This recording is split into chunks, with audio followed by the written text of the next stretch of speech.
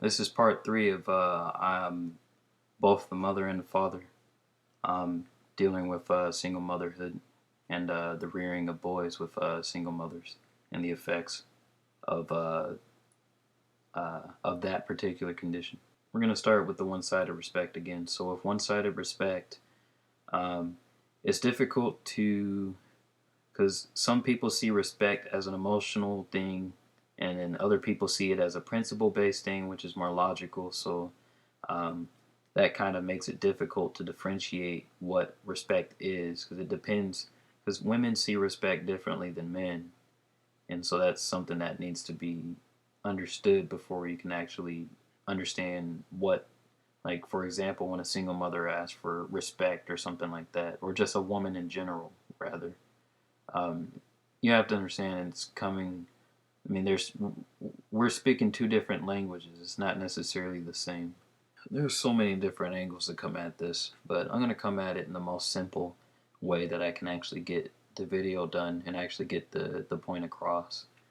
Um, it's important to it's important to respect others, but you also have to respect yourself, which is the point of using the double blade, the double bladed example where you have a person on the other side and you have a person on the other side and they're both facing each other eye to eye and they're holding a blade between them. So the space between them and the blade, that's the respect for themselves, right? On either side. But then both of them being able to have respect for themselves, that's what allows their relationship to work. When it doesn't work, what it looks like is you have either side thrusting the blade into the other side, metaphorically speaking. So that pretty much answers everything, but I'll give you an example. Let's say there's a boundary that the mother wants the child to uphold. And let's say the child is the boy, rather, he's pretty much at this point he's starting to get older, so he's 15, 16. He's reaching certain milestones and he's starting to develop certain boundaries. And let's say his boundary is to, I don't know, his boundary is that he, that his mom knocks on the door before she comes in the room, unless there's an emergency, because then obviously that's a different story. Um, but then, okay, so let's say the mom says, okay, hey, when you're done in the kitchen and with whatever you're eating, make sure you clean off wherever you were and either clean the dish or let's keep it simple. So whenever you're done in the kitchen, make sure that you wipe off the surface that you had the food on, or that you were making food on. And the boy says, okay, I will respect that boundary, right? Um, Hopefully, that's the goal. So then, let's say the boy creates a boundary and he says, hey, mom, um, I would appreciate it if you knocked on the door before you came in, because I don't want to put myself in a compromising position where you come in a point and it makes me angry, or it's just basically the boy is trying to create a boundary in order to better deal with the people around him and the problems around him. So there has to be respect on both sides in that particular case. If the mom goes, "Oh no," and she like makes light of it or like says, "Oh, that's not a big deal" or something like that, belittles the boundary, then the boy looks at the things that she wants and he's like, "Well, why should I care about what you want?" Right? See, that's the dual-sided nature of it, and it pretty much stretches into any example you can think of. And I understand that, oh, well, she's the parent. Yes, but when it comes to small boundaries that aren't actually threatening either of their lives, but doing it could actually bond the two together, as opposed to breaking them apart, and it's not, you know, immediately destructive. Uh, this is a good thing, and it could lead to good things if done in a way that could facilitate both ends. If it's done respectfully as well. Um, okay, triangulation. I think this is probably the most controversial one. So, So on this website, it says the definition of triangulation is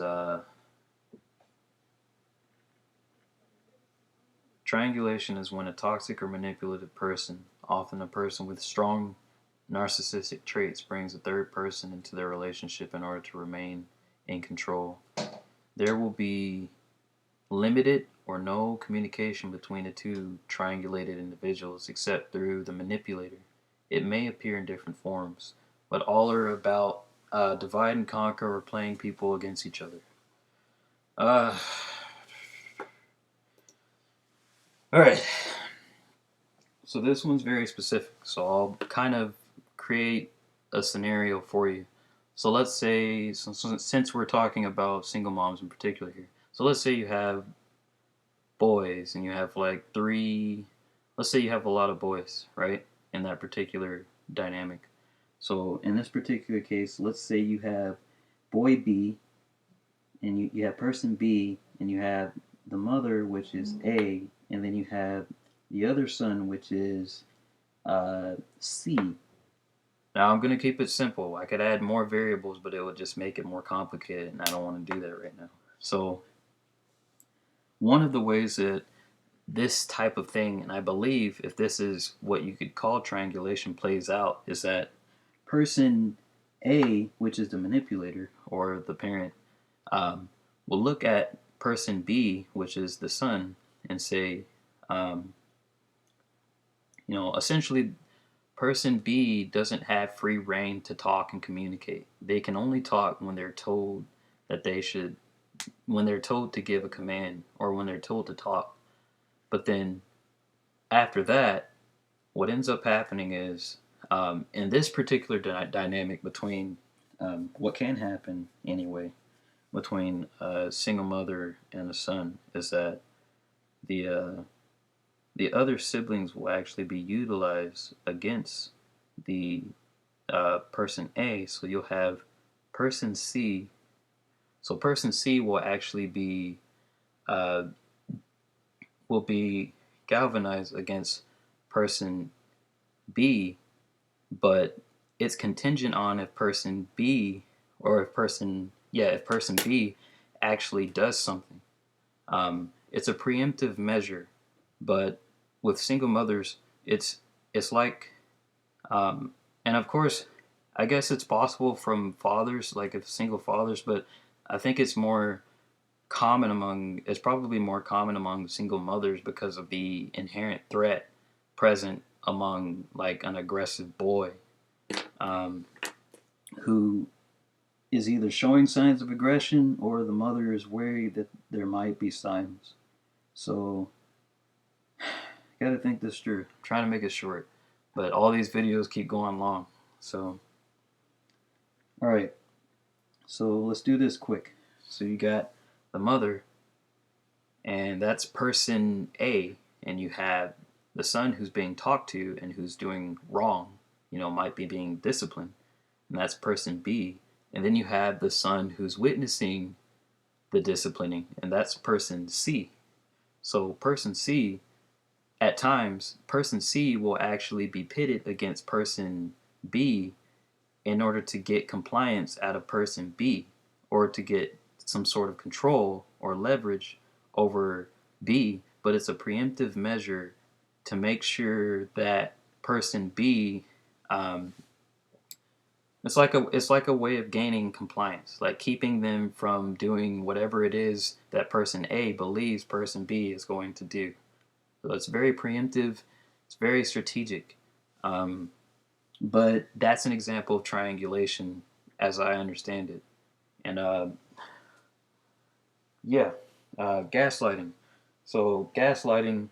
So if you've ever watched Naruto, there's a ninjutsu. I think there's a ninjutsu technique called genjutsu. In genjutsu, um, with genjutsu, you're trying to control a person's perception, but you're using your chakra in order to control the perception of their mind, in order to either inflict psychological pain or to just steer whatever it is they believe. Like you're trying to steer their beliefs and you're mystifying it so that they essentially don't know what they believe, so that way you can guide what they believe. So essentially, it only works when you can actually get them to question their own beliefs, but not in a way where you're actually being intellectually honest and curious, and you actually want to try to steer them towards the truth. The main point of it is to get them under your influence. So, uh, with this, an example of this is very simple. So, let's say you go to a store and your mother says, let's say you say you want that, right? And then your mother looks at the thing you said you want, and you grab it and you go, man, this is cool. I can't wait. But then the mom says, for whatever reason, you don't want that. You want this. And then the boy's like, what the hell? No, I want this. That's just a very small, friendly example of it. But there's more insidious and larger ways of doing that. And of course, you have fathers that do this stuff too. But for the sake of this conversation, we're talking about mothers, single mothers in particular. Um, I think I actually covered everything except the main topic, or I covered everything except the biggest thing I want to cover, which I'm going to cover in the next recording. Uh, yeah, so stick around.